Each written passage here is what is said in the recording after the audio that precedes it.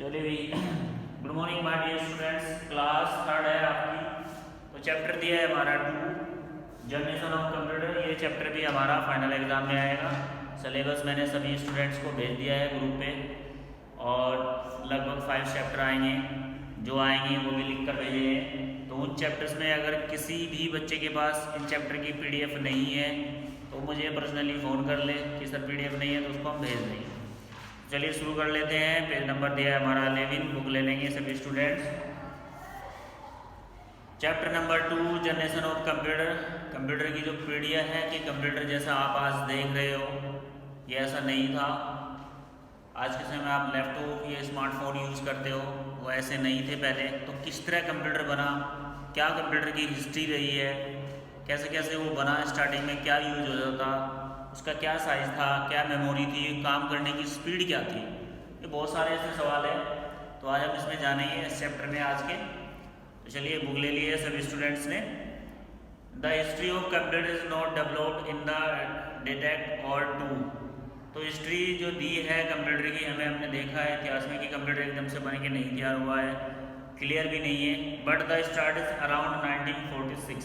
भाई history clear नहीं मानी जाती कि कब से कंप्यूटर की शुरुआत हुई थी, लेकिन जो कुछ स्टार्टिंग मानी जाती है अराउंड, लगभग शुरू कहाँ से हुआ, 1946 के आसपास माना जाता है।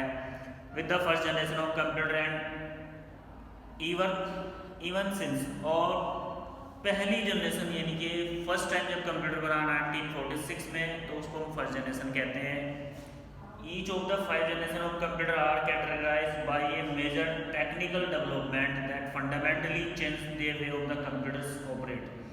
तो इस प्रकार हमने लगभग 5 जनरेशन हमारी कंप्यूटर की आ चुकी है। 5th जनरेशन पे भी काम चल रहा है, पूरी नहीं हुई है। तो इसलिए कंप्यूटर को 5 जनरेशन में कैटेगराइज कर दिया गया है। किसके आधार पर? उनकी टेक्निक डेवलपमेंट के आधार पर, उनकी टेक्निकल, उनको कैसे मतलब वर्क करते थे, और fundamentally change the way computers operate, और उनको कैसे कैसे ऑपरेट किया जाता था और कौन कौन से वर्क करते थे, उसी हिसाब से उनको अलग अलग जनरेशन में रखा गया है। In this chapter we are going to learn about the each of the 5 generation computers. हम इस चैप्टर में पढ़ने जा रहे हैं 5 की 5 जनरेशन को अलग अलग पढ़ने जा रहे हैं। हर जनरेशन के बारे में हम पूरी डिटेल्स में पढ़ेंगे। Computers and the technology department they have lead to the current device we use today. Our journey start in 1940 with the vacuum tube as the certainly and the continuously to present day. तो computers की और technology department जो हमारा आज के समय का device है वो ऐसा नहीं था जैसा आज है। वो पहले क्या था? तो हमारी जर्नी जो स्टार्ट होती है, ओवर जर्नी स्टार्ट इन 1940 से हमारे कंप्यूटर की जर्नी स्टार्ट होती है। किसके साथ? With vacuum tube. Vacuum tube है जो फर्स्ट जनरेशन के कंप्यूटर थे उनमें लगी थी। तो चलिए शुरू करते हैं भाई। हेडिंग दिया है फर्स्ट जनरेशन कंप्यूटर 1940-1956। तो ये कंप्यूटर आया था हमारा फर्स्ट वाला। बात करें अगर हम लिख देते हैं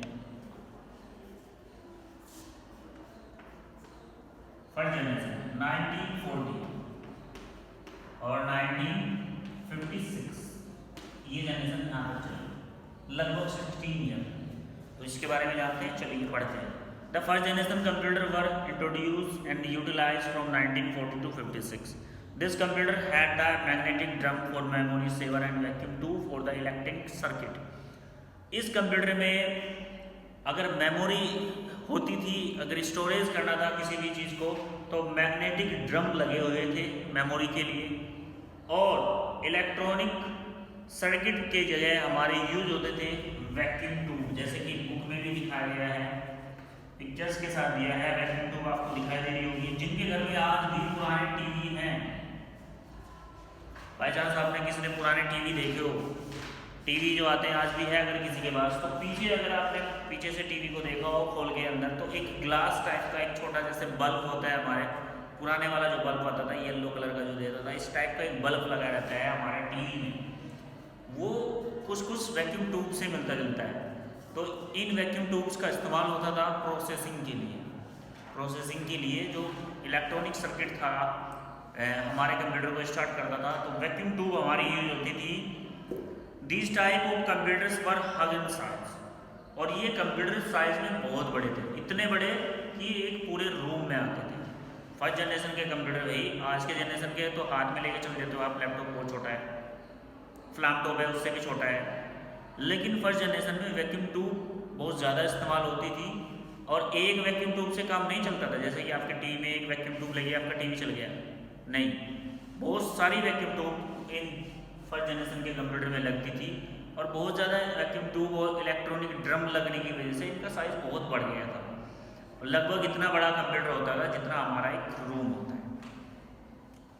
आगे क्या दिया है, दे emitted high quantity of heat and consume too much power।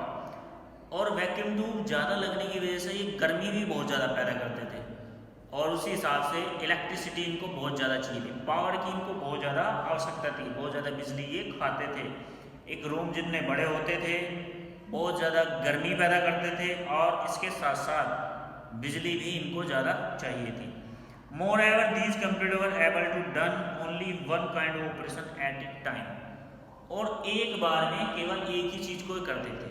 जैसे कि हम अगर कंप्यूटर पे आज के समय तो बहुत सारी चीज़ें कर सकते हैं भाई, म्यूजिक भी चल रहा है आपका, इसके साथ साथ आप कंप्यूटर पे काम भी कर रहे हैं, फिर वीडियो भी चल रही है, गेम खेल रहे हैं, म्यूजिक भी चल रहा है, तो एक साथ बहुत सारे ऑपरेशन कर सकते हैं। लेकिन ये कंप्यूटर क्या थे कि एक बार में केवल एक ही चीज़ को करते थे।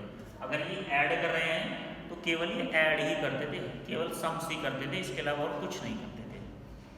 नेक्स्ट क्या दिया है, the first generation purpose electronic machine was electronic numerical integers and calculator NEA which was built by the John P. Ackert and John W. Mursey in 1946।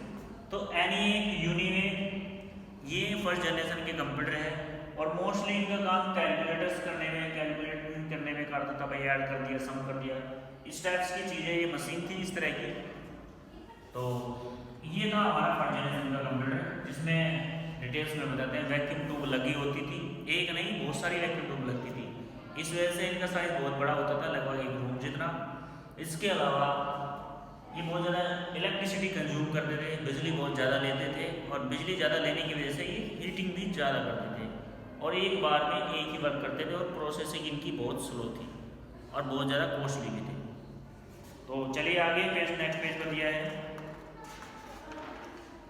अब उसके बाद थोड़ा और डेवलप हुआ टेक्नोलॉजी का, थोड़ा और इनको आगे बढ़ाया गया, हमारी सेकंड जनरेशन आ जाती है। फिर सेकंड जनरेशन हमारी शुरू होती है 1956 से और कब तक चली हमारी ये 1963, लगभग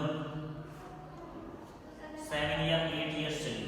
1963 लगभग कितने 8 से 7 ईयर्स हमारी चली। तो फर्स्ट जनरेशन में वैक्यूम ट्यूब इस्तेमाल हुई, सेकंड जनरेशन में आ जाइए भाई, सेकंड जनरेशन में क्या हुआ हमारा, ट्रांजिस्टर रिप्लेस वैक्यूम ट्यूब। तो वैक्यूम ट्यूब को सेकंड जनरेशन में हटा दिया गया और उसकी जगह क्या लगा दिया आपका, उसकी जगह लगा दिया आपका ट्रांजिस्टर।